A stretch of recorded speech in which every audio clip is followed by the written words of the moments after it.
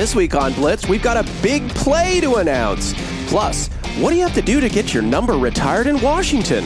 All that, plus a Tim Tebow sighting. So sit back and crack a cold one. It's time to get blitzed.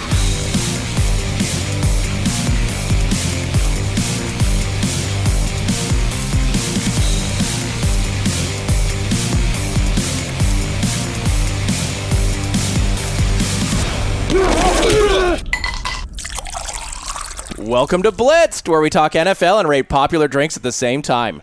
Rookie minicamp has just ended and OTAs are days away as the NFL prepares for its 100th season, which is as good a time as any to announce the start of our third season here at Blitzed. We did it. We did it. I mean, who would have thought 2 years ago when we started this thing that today we'd have tens of listeners across the nation? Tens. I mean, it just goes to show you, folks, alcohol really does give you delusions of grandeur. It certainly does. And now, let's introduce our hosts.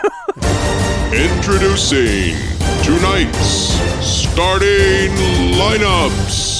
The coach, Seriously, I did not know about this. This is so awesome. the sub, Stop staring at me. You're making It's this weird. and stats. I'm just the stats guy. I have no idea. That's kind of my thing. That's kind of my thing. Tonight marks our third season on the air. We told our Blitz barkeep to make us something special, but he was so busy, he just sent me an email that read, "Drink beer." Oh. And I got to be honest, Delicious. guys, this may be the best drink he's ever made for us. Pretty tasty. It's not. It's not May. It is. The best it drink really ever. is. You know, note for to, him. Note to barkeep. Take it easy every once in a while. Hey, you know, less- you're working too hard. Yeah, less is more, baby. Less is more. First down. In XFL news, Tim Tebow was approached recently by XFL Commissioner Oliver Luck to gauge his interest in playing quarterback next season. Apparently, Tebow rebuffed him, telling Luck that he was committed to baseball, where he's currently batting a whopping 130 for the AAA Syracuse Mets. What movie do you think best represents what was going on in Oliver Luck's head when Tebow told him that? Should I go first? Go for it, buddy. Sub. Hey, hi, welcome. I think the thanks for taking my call. Yeah, right. I think that the movie that best represents this is not an entire movie because it's just too ridiculous. Is one scene, a defining scene in one of the maybe greatest films ever made. Oh. Picture two gentlemen walking down the road near the end of the film. Everything has happened, and a bus full of swimsuit models pull up. Hey guys, we're going on a national bikini tour, and we're looking for 2 oil boys who can grease us up before each competition. You are in luck. There's a town about 3 miles that way. I'm sure you'll find a couple guys there. And they, in a moment of complete, utter... Well, normalcy for them. Well, normal for them. Yeah. Idiocy, Dumb and Dumber. Yeah, true. I'm going to go Dumb and Dumber. This is the scene, to me, quintessential scene of the movie, where they turn down the swimsuit models, Hawaiian Tropic swimsuit models, to send them down. There's a town. Yeah, I know. 10 miles You're that in luck. way. You're in luck. Oh, God. And that's what I think. That's how I think he feels. The commissioner of the XFL asking Tim Tebow Yep. Just that question. That's the only thing I can see, because this is, like you said, Stats, it's a spoon-fed opportunity to go back into a league to play the sport that you've told everyone for the last 10 years that would listen that you love the most. And it's tough because ratings-wise, it would have been a boon for the XFL. Oh, of course. And if Right? he gets some back-end deals or Totally. points on that, or who knows he would have been probably one of the highest paid or the highest paid player in the league. Absolutely. Presumably. And Yeah, I don't know so- what AAA baseball guys are making, but I like riding a bus. lot of money. Yeah, riding a bus to upstate New York, and then you're on the bus for 80 or 182 games or 162 games a year. I don't know. There's so many baseball games. Goddamn, who knows? Thousands. And playing in front of tens of hundreds of people. Yeah. I don't know. I'd rather. I know. I think the XFL learned some mistakes from the AAF, and they'll right the ship. You have the money. A billionaire backing them. So I don't know. I think my movie is Dumb and Dumber, or that scene specifically in Dumb and Dumber. XFL. works for us. Yeah. Coach, I'm what do going you dark. got? I'm going dark on this one. Please. I am. I love it. Because I just you see the AAF and it obviously it didn't work, and we can talk. We don't have to talk about why it didn't work, but I just look at that and go, well, if Tim Tebow won't come, damn. Right? Yeah. I mean, it's just like, because the guy wants to be an athlete. Yeah. Baseball doesn't appear like it's going to work. I know baseball players could take a while, but he's really there because of his name. I mean, 130, I mean, that's tough. I don't care what's your slugging percentage off of that. I mean, it's still pretty ugly. So, Dude, 130 in AAA means you're going to AA. Yeah. That's what it means. Yeah, exactly. Right. So he's on the wrong path. Yes. Right. So I just think like the guy that's going and saying, oh, I want Tim Tebow, and he rebuffs you. To me, I don't know if you ever saw the show. It was called The Road. And it was just dark. Wow, like, that is so good. All I can think of was just what's hopeless. Oh. You know what I mean? You're here, and I don't want to get too much into the plot because it's actually pretty. Oh my god, it's pretty depressing. That is the saddest movie I've ever watched. I was like, "There's got to be a but something." But think about you're this guy, and you've got this kid, and again, I won't go too far into it, but it's just like you just feel like, oh, I can't make it. You ain't got to do this to me. You ain't got to do me like this. You don't mind doing it to us? I'm begging, please. Papa. Listen to the boy, man. My head's starving. I'm gonna leave you just the way you left us. We can't make it. You know what I mean?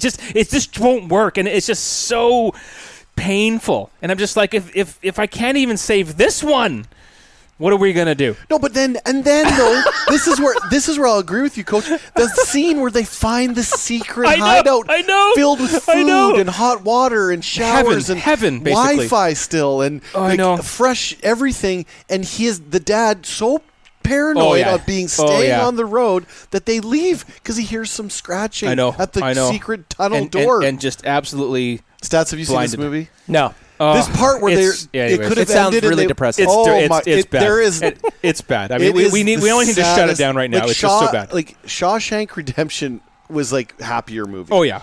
Can I lighten the mood a little bit? It's fucking depressing in here. Like Schindler's List was a happier movie than The Road. No, sorry. Just shut up. Let's move on.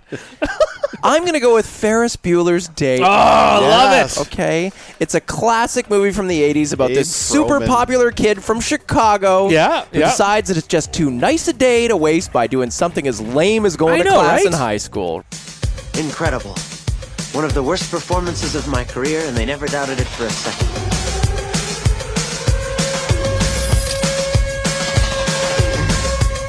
How could I possibly be expected to handle school on a day like this? So he manufactures a series of clever stunts and machinations to fool every adult into thinking that he's deathly ill. Good word. All the while, he's out there having the time of his life, going to a Cubs game and eating at upscale restaurants and ripping around in town in a Ferrari with his girlfriend and his best friend in tow. It's pretty good. And the whole time, you're watching this, thinking, I love this guy. I mean, he's smart, he's funny, everyone adores him, and everything always just works out for him. Right? Just like Tim Tebow. Oh. Whoa. Take it easy. Whoa. Hey, did I cut you off? Well, I did yeah, partially. you did. Yes, Yeah, but you it's really like, did. We had a shitty movie. Okay. But that's not where this ends. Because when I saw this movie, I was blown away by Ferris Bueller. Yeah? In fact, I thought that the actor who plays Ferris, Matthew Broderick, was going to be the next huge Hollywood star. Yes. I mean, this is how iconic and lovable a character Ferris was. And this is what Oliver Luck had to be thinking.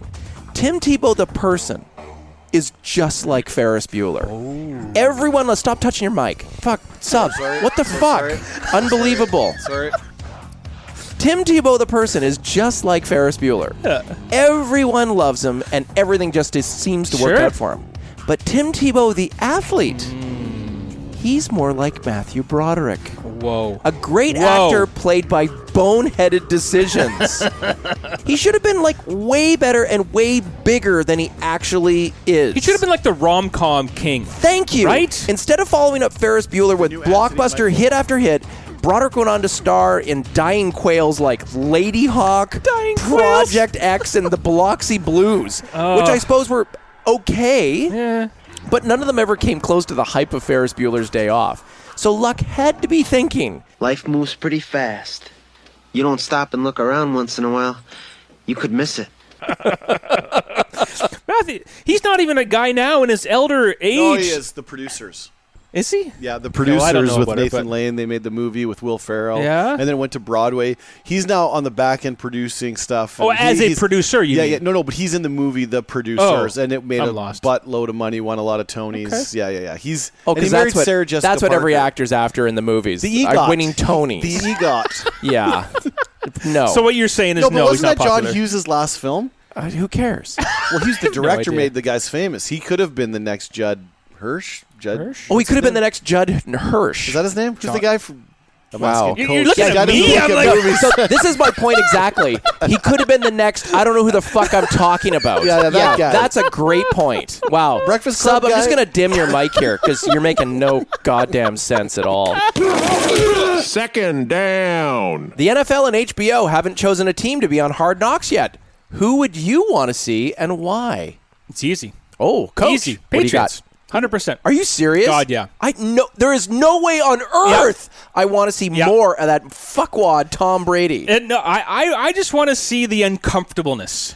Really? Because how uncomfortable would that be? Because everyone would have to be like straight-laced and controlled. It would just be contrived. And that's why they would never. It would they, never no, happen. they would never do it because it would ruin the show. Yes. It would end. But I don't know, I just think Never again. Right? I mean, because there's no way they could be themselves. No. There's no way they could show personality. You know, there's Those just no way. practices would just be silent. Oh, I know. That's all you would watch. All you would hear is the odd Oh, I know. tweet. I know. The Patriots were on it. No, they Hard weren't. Knocks. No, never. No, they would never do it. Never. And I was thinking about like Are you thinking about Pete Carroll's Patriots? Because that could have happened. that could have happened. Yeah. Bill that could have been a good Parcells? thing. Oh, no, it was the Parcells Super wouldn't have Bowl, allowed the it. Super Yeah, he Bowl. wouldn't allow it. You're right, he Yeah, wouldn't yeah, allow it. No, He's true. you're right. But anyway, I it'll never happen. But I thought if it could ever happen, I thought it'd be fascinating. If it was legit, Yeah. if they could actually do it legit, I think it'd be fascinating to watch how that organization runs their day to day. Do you think so? I think it's really boring. I think it's Belichick telling people what to do, and if they don't, I don't listen to know. him, he cuts The them. thing is, I don't know what it is. No. Coach just wants to see the show end. And he thinks that if you go one episode and maybe like 8 words are said over the course of an hour, he's like, football's really fucking dull. That'll for sure end this show. Sub, what do you got? I think the 49ers, especially this year, Garoppolo coming back. You got a lot of good draft picks. See what they're going to do. It's a competitive division. I mean, the Cardinals, too, could be up there. You got the whole new coach, number 1 draft pick. I mean, what's Kyler Murray going to do? But I think you see that. I mean, like it worked well for Cleveland, I guess, when they did it with Baker. But it's new coach, new players, new system. But yeah, I think one of those 2 teams would be what I would go for. The question also is this good for a team? I mean, the teams that have done it, I have done, of course, zero background on this. But, I mean, the teams that have done it, have they done good or bad? Well, the the Ravens, I think that'd be a huge distraction. what I think it is Huge. good for is the players. That you see them and how they work and how they For some with of their them. teams. Some of them get picked up after the show. I Who see, was I that see. defensive lineman last year from the Browns that got released and then he ended up starting for the Buccaneers all season? I mean, Carl, but That's no, but I awesome. mean, I think for some of the players, the peripheral guys, for sure, right? I think it can be a distraction, or it's like, I mean, look at a team. You love these guys. You love the player J.J. Watt. And then they did the show Hard Knocks, and everyone's like, oh, this guy's fake. It was playing up for the camera. He doesn't really help old ladies across the street, blah, blah, blah. Everyone has to have a problem with the guy being nice. So it can be detrimental to who you are as a person. And then that gives a lot of fodder for other teams you're playing against. Give you a hard time about stuff. If you were a head coach, would you want to be in Hard Knocks? No, absolutely not. Because you can't swear right? and yell and be a spaz when you're in front of the camera. Which is a great point because I'm going to say who my team is. Oh, really? I would like to see the Oakland Raiders God, be yeah. on Hard Oh, Knocks. God, yeah. That would be phenomenal. Yeah. First of all, Gruden's a fucking nut job, so it'd be awesome. And he's great for TV. He is. He's you been know- on TV. Exactly. So he's Yeah. totally comfortable with TV Yeah. cameras floating around the place. You know he would play up a bunch of shit do they going have a on. new receiver that's interesting? No. I don't know. Efforting, looking into that. Stats? Yeah, exactly. Stats guy. But I also would love to see behind closed doors what his relationship with Mayock really is. That Yeah, would be interesting. yeah. There's a lot of questions around that. Plus, everyone forgets that they brought in fucking Burfict. That would be amazing to watch because that guy's going to rattle up the defense anyway, and he's probably going to take a shot on some receiver during camp. And Gruden doesn't even care. Gruden's like, oh, yeah, we've had Romanowski. We might as well bring in Burfict. Let's bring it back old school. See what he's got. Let's see, break someone's arm. Totally. Is QB Carr, is he the guy? Does he have that projection? Do you see that behind the scenes? I don't know. Plus the fact that you know that every episode of that, Mark Davis is trouncing in there with his fucking Dumb and Dumber haircut, holding up plans in the new stadium going, I can park my car here, John, and you can park your car. Oh, we haven't left yet. Okay, fine, sorry, I'll just come back later. It'd just be brilliant. I would love to see that. Like, we don't give a fuck about Oakland anymore. We are moving to Vegas, but let's hype Vegas, but let's not pay too much homage to Oakland. Anyway, I'm not an Oakland fan. That still bugs me. Yeah, but I don't think you're too far off. I think Oakland is going to be the team on Hard Knocks this year. I mean, everything's pointing to. Well, their season's whatever. So they're not going to win it all. That's what I mean. It's whatever. Yeah. That just makes them hype for them for their move to Las Vegas. That's exactly what it is. Yeah. In fact, I bet you a couple of the episodes, they'll probably take the team to Vegas to show them what's going on. No. They'll probably practice there a little bit. Show some construction. Just a nice little FU to Oakland. Yeah. That still pisses me off. Anyways. Well, it's holding a city hostage, right? I mean. Wow. I think it's just a dick move, but that's an iconic city for football. It is Oakland football. It is that. Like, that's the Raiders. Yeah, well, yeah. But but it was the election. The taxpayers and the tax base in Oakland did not approve of the new stadium. So I mean, at the end of the day, I mean, NFL football is the only major sport too that like the owners don't have a say or put their own money into building it, right? So we're relying on the taxpayers, and if they say no, I mean, what are you going to do? Is Mark Davis supposed to pay out of his own pocket and build his own stadium? I don't know to stay in Oakland. Who makes the money from it? The city, they pay the lease in the city, and then there's other events playing there. I don't know. Anyways, Oakland's a good call. Yeah. I'm going to go Oakland's a good call. I don't know. Well, I don't know. Is there an actuary on staff? Like, we? Nice. Let's run the numbers, stats. Yeah, let's do that. Generally speaking, the owners do bear a portion of the cost of building a new stadium, and they tend to do some public financing to get them in there. But after it's built, the trade-off is that the owner generally reaps most of the revenue, but they say that the economic benefit of building the stadium and all the ancillary businesses that surround the whole thing, they want to keep it there. This is getting way too fucking boring. serious. It's for boring. God's sake. Jesus You're boring. Christ. Yeah, you're boring. We're all boring. You're boring. You're boring me. You know what, Sub? You bring out the boring in me. I got to be honest. Thank you. Have a beer. Mailman. Mailman. I mentioned earlier in the broadcast that we had a big announcement to make here at Blitzed, and here it is. We are joining the Big Play Sports Network. Soon, all of our shows will be broadcast live in video through Big Play Sports. And to talk about it more, here's Sam Maddie, one of the principals of Big Play. Like to welcome one of our new partners and I guess overlords, I guess we would call them. I like Overlord. One of the principals from Big Play Sports, like Sam Maddie. And that works pretty well. So Overlord Maddie, great to have you on the show. Yeah, bend the knee. Exactly.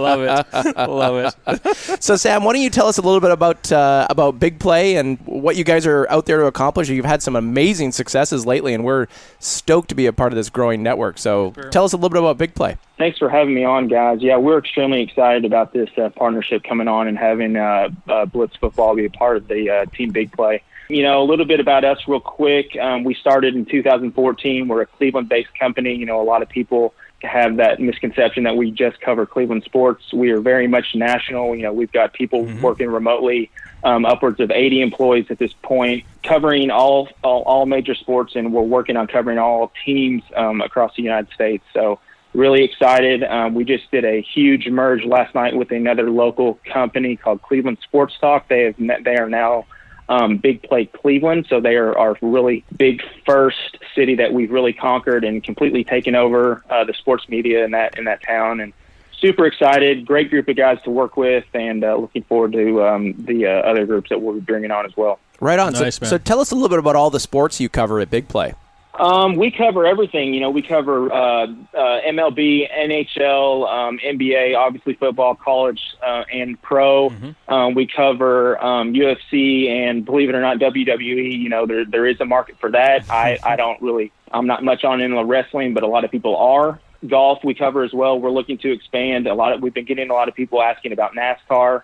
So yeah, I mean, there's really sky's the limit for us. So, kind of following the format of like Bleacher Report and Barstool Sports, a little bit more clean and less demeaning than Barstool Sports. Shout out to Barstool Sports. That's the market they grabbed, and they're doing well, so shout out to them. But really excited about what we've got, and we've been very, very successful at this point. So And so our understanding is that our shows, while they're still on audio, they'll find their way onto bigplay.com. And when we finally start moving into the video portion of our show, live video, gentlemen. God, Coach just found out. I just fell off the chair. Sorry, we're going to be doing some live video with Big Play. Unbelievable. He's holding his wig down. Yeah. He's holding his wig down. Make sure You got to tape that down. Yeah, make sure that doesn't. Do I have to shower now? Yeah, actually, he just got on a treadmill. You're running. What is going on? It's almost summer. It's live television. It's not smell-o-vision. You don't have to shower still. Okay. You're fine. You're fine. Sam, I'd say the team is stoked, but I don't know. There's a lot I don't know. Coach has got a lot of lather going on right now. He's a little worried, it looks like. This is going to be fun. Like live or taped live? Streamed live, yeah. As it happens. I love it. No pressure, baby. So good. No more chips. We'll welcome people into our personal bar, which we love. Sam, it's great having you on. We're super stoked about this partnership. Yep. And can't wait to kick it off. So we're anticipating something probably around July, where we'll probably debut with our training camp episode, which is a fucking train wreck. But it's absolutely hilarious. Let's video training camp. That would be the best thing. Jesus Christ. Awesome. Looking forward to it. Can't wait. That's Sam Maddie, one of the principals of Big Play Sports. Sam, always a pleasure to have you on Blitzed, and can't wait to kick this thing off. Thanks, Sam. Thank you very much, guys. Take care. 4th down. Here's something you might not know. The Bears have retired the most numbers of any team in the NFL. I might have guessed that. 14, in I would have said fact. Packers. 14 I would have said numbers? Packers. Yep, and that makes sense when you realize they've been around for 100 years. Yeah, well, true enough. And So when Dwayne Haskins, the Ohio State quarterback and Redskins' first-round pick, said he called Joe Theismann to ask him if he could wear his iconic number 7 jersey, I figured that's pretty ballsy, calling the guy like that. After all, the Redskins have been around for about 90 years, so you'd think they got a bunch of retired jerseys. But guess how many numbers the Redskins have actually retired? 2. 4. 1. One number, Sammy Baugh. Oh, it's not even Theismann's jersey. No, it's not even Theismann, for God's sakes. And I looked more into this, and Theismann's not even in the Hall of Fame. I had no idea. But when you think about, Redskins players in general, every time you think about them winning a title, you're kind of like... Mark Rippon. It was sort of like a mishmash. It was like a mishmash of folks. And what's that running back guy? Here you go. So John Riggins, right? Thank you. Yeah. Or Art Monk. Yeah. Or Darryl Green. No, right? The other running back that ran for 200 the yards in the Super Bowl that was a nobody? Timmy Smith. But shut up. Anyway, so here's the thing. It was against the Broncos. So the point is... Still bitter. Is that, in fact... There are 23 Redskins coaches or players in the Hall of Fame, in the Pro Football Hall of Fame. So my question is, what do you actually have to do to get your number retired when you play for the Redskins? You have to, on your 3rd Super Bowl win, die on the last play of the game scoring a touchdown. It's like the Medal of Honor. Throwing yourself a touchdown. Throwing yourself a touchdown. And then die. You must actually perish. There needs to be a death. There needs to be a death. It's the Congressional Medal of Honor. That's how Sammy... Because it's Washington, right? That's how Sammy Baugh went out, actually. Yeah, so that's a good call. That's another little known fact. Sammy Baugh threw himself a touchdown in the playoff in the Super Bowl to win, and then died. And do you know why he died? Because that's when they had the posts on the goal line. He actually ran into the post, hit it.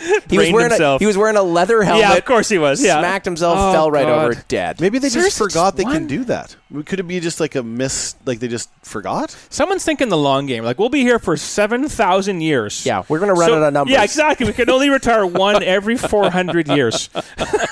That's crazy. I had no idea. Isn't that amazing? But it does lead to that point. I mean, eventually, well, Joe look Gibbs at the Bears. is Joe Gibbs. So why? Okay, but my question then is, if Theismann's not retired, why would he phone and ask if he can use the number? He should just be like, equipment guy, give me number 7. That's just respect. That's what I thought that's too. respect. Yeah, I think it's a respect thing. And so it wasn't really retired appreciate. though. No, it wasn't retired. Oh, it's only Sammy Baugh. Yeah, no one else's numbers retired. Here's another crazy thing. Dallas Cowboys, guess how many numbers? Well, I'm going low. Now, yeah. Well, I 2. assume you'd have Smith. I'm going back to 2. You'd have Roger Staubach. Staubach, thank you, the quarterback. And Emmitt Smith. I'm going 3. Yeah, so 11. No, I'm kidding. Zero. Zero. No numbers. They don't retire numbers in Dallas. Oh, it's just a policy. Well, I don't know if it's a policy or But it's Jerry just- Jones just Now, asleep at the switch. Jerry Jones' wig gets retired, and then they'll start retiring numbers. Yeah, that's totally fine. But isn't that crazy? Like, there's no Ring of Honor. I guess there could be. Oh, but I'm they sure don't- there's a huge ring of honor. But they don't and have. something else But they don't can sell. actually park a jersey. No. Well, do you think there's only nothing. because there's only 50 players on the team? Like they just don't want to run out of numbers? No, and here's why. Because when Manning went to Denver, they unretired Trapuka's jersey number, which was 18, so he could wear it as well. I think it's now an accepted fact that, hey, if there's a number that's retired and you got this real stud that's coming into your team, they may unretire the number so you can wear it yourself. It's not going to tarnish the legacy that's been retired. It's still going to be a retired number. Right.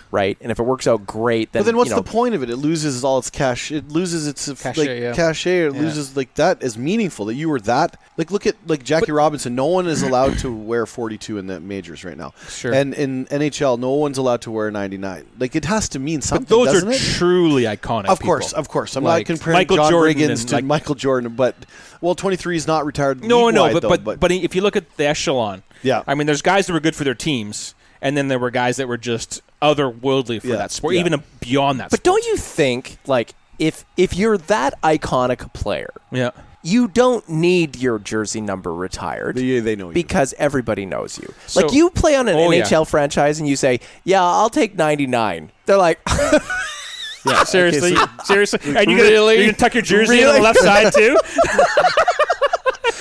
and wear that old Jofa helmet. Is that what you want to do? Or if you're anybody but LeBron James and you show up and you're like, yeah, I'll take 23 when I play on give me a break. That's just not happening. Even Kobe didn't wear 23, 8, then 24. I mean, Yeah, there's even respect. But I'm with you too, because the number thing is a bit funnier in football because there's actually important sets of numbers that matter too, right? So it's like, you only get to choose from like 10, right? And we lost all our 80s. Well, we got no receivers. No one's eligible to catch right now. You know, I mean, it's just like, come on, right? Well, so, you know the guy, the free agent that made the team on draft, he's like 39. Like, is this a number? You're just like, that guy wasn't supposed to make the team, right? Like 110. Well, what if they went alphabetic as well? Why don't you go? Why don't you say like 80A?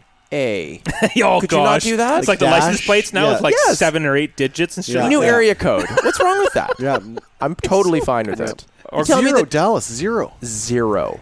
Yeah. I kind of like that.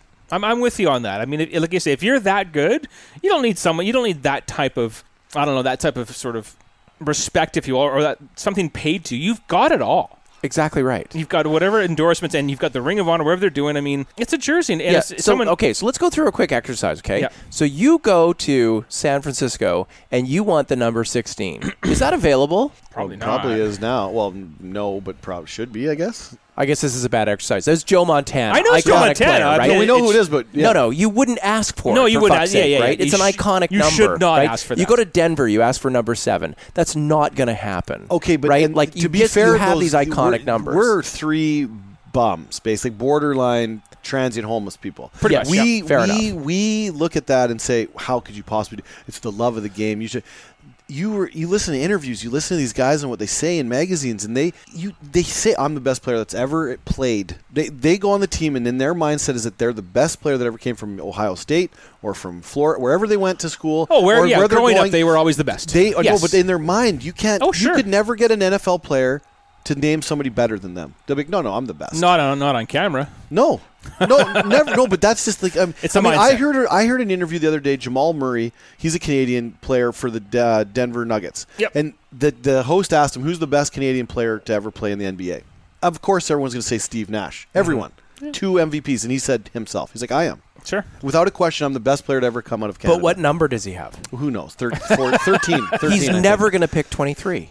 Ever. No, I get that, but I'm just saying these players think they're so good. So there's some quarterback, like if Garoppolo said, I want 16. He would never get it. No. He would never get it. If it was retired or not, he would never get it. But the point is, in my mind at least, you respect the game, which means you respect the guys that brought you here. It's just like, whether it's in science or any other industry, it's like people brought this thing up. Whether it was a breadth of knowledge or a breadth of fame, the people before you made this happen so you could also stand on their shoulders. But the thing is, there are certain players that they left their mark on a franchise, right? So you go to the Bears and you say, I'd love number 9. Yeah. people are going to say, are you fucking high? Like, this is never going to happen, dude. Yeah. Is McMahon in the Hall of Fame? Absolutely not. But when you think about great quarterbacks in Chicago, of course. I don't understand this whole, like, retiring numbers or not retiring numbers. It seems like you get some franchises that are really liberal about it, like the Bears are. And then you get others that are really quite tightwaddish about it, like the Redskins, who will be around for 7,000 years, like you said.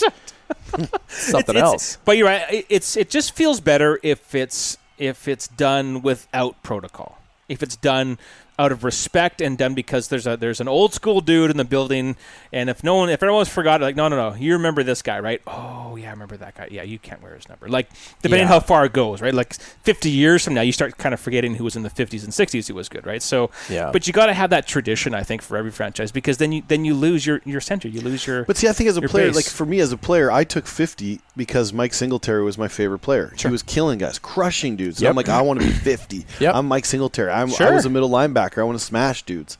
So I think it could be an homage as well, right? Not necessarily like if you're wearing 23 and you're the best guy, or you think you're the best. Like, it's an homage to your heroes too, right? Yeah. But you'd basically tarnish that. Yeah. Yes. Personally, of course. Yeah. There's no homage in that. Yeah. I started special teams.